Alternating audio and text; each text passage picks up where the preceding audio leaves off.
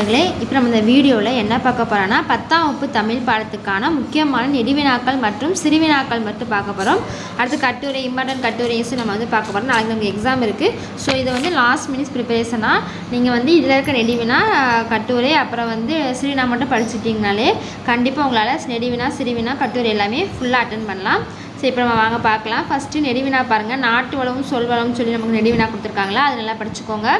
அடுத்து காற்று மாசுபாடை தடுக்கும் வழிமுறைகளை சொல்லி ஒரு கொஸ்டின் கொடுத்துருப்பாங்க, அந்த கொஸ்டின். அடுத்து மூணாவது சங்ககால தமிழர்கள்னு சொல்லி ஒரு நெடுவினா இருக்கும், அந்த நெடுவினா படிச்சுக்கோங்க. நான் ஷார்ட்டாக தான் எழுதியிருக்கேன்.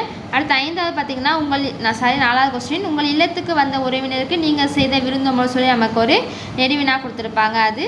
அடுத்து தமிழோட இலக்கிய வளம், கல்வி, மொழி, பிற மொழியில் உள்ள இலக்கிய வளங்கள் சொல்லி ஒரு நெடுவினா கொடுத்துருப்பாங்க, அந்த நெடுவினா. இந்த 5 நெடுவினாவும் நல்லா படிச்சுக்கோங்க. அடுத்து பார்த்திங்கன்னா என்ன கதை 4 கதை படிச்சுக்கோங்க. என்னென்ன கதைனா, புயலிலே ஒரு தோணி, பிரும்பம் ஒரு கதை இருக்கும், அந்த கதை. அடுத்து அன்னமையா, அடுத்து பாய்ச்சல் கதை. இந்த 4 கதையும் நல்லா படிச்சுக்கோங்க. அடுத்து பார்த்திங்கன்னா நமக்கு என்னென்ன கட்டுரை பார்த்திங்கன்னா, சான்றோர் வளர்த்த தமிழ்ங்கிற கட்டுரை படிச்சுக்கோங்க. அடுத்து கலைத்திருவிழா சென்ற நிகழ்வை ஒரு கட்டுரை. அடுத்து பள்ளி ஆண்டு விழா மலருக்காக நீங்கள் நூலகத்தில் படித்த கதை. இந்த 3 கட்டுரையும் நல்லா பார்த்துக்கோங்க.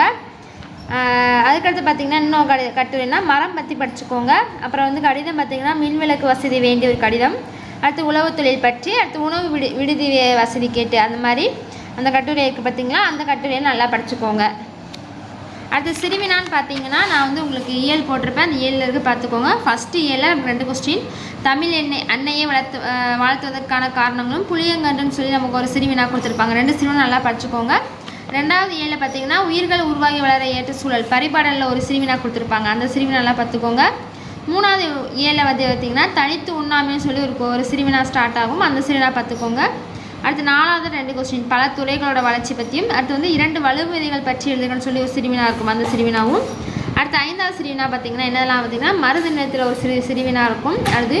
அடுத்து கடற்கரையில் உப்பு காய்ச்சல் பற்றி ஒரு சிறுவினாவும், தேவர் அணையர் கைவன் சொல்லி ஒரு சிறுவினா இருக்கும், இந்த 3 சிறுவினாவும் நல்லா பார்த்துக்கோங்க.